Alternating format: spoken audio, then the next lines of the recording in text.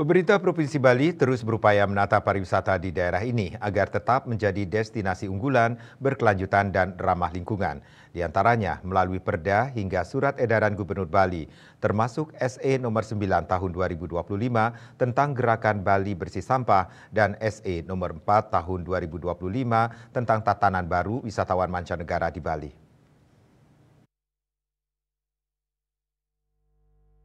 Kalangan pariwisata mendesak agar masalah sampah sudah tuntas di Bali secepatnya, paling tidak dalam waktu 3 tahun. Ketua DPD Indonesian Hotel General Manager Association Bali, Agus Made Yogaiswara di acara Dialog Merah Putih dengan tema Menata Pariwisata Bali di Warung Bali Coffee, Jalan Veteran 63 Denpasar, mendukung untuk menata pariwisata Bali. Kebijakan pemerintah ini adalah panglima utamanya karena ada tata kelolanya, law enforcement, pengimplementasiannya, kemudian selanjutnya dalam monitoring. Yang mencontohkan terkait masalah sampah harus cepat dituntaskan. Dengan aturan yang ada diharapkan Bali bisa menyelesaikannya agar tidak menjadi PR di beberapa generasi mendatang.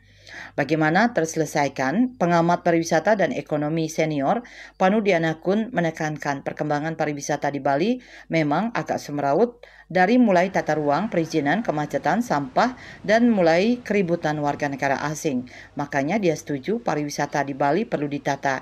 Ia pun menilai aturan lewat SE Gubernur bagus dalam upaya mencoba untuk menata Bali supaya bersih. Tetapi ia menekankan siapa yang mengawasi Perda atau SE Gubernur itu di lapangan.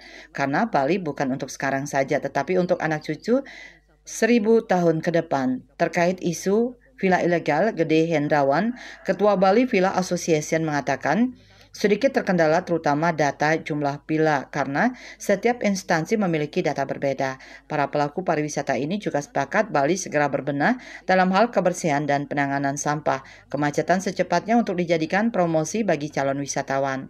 Swardika Bisnis Bali melaporkan.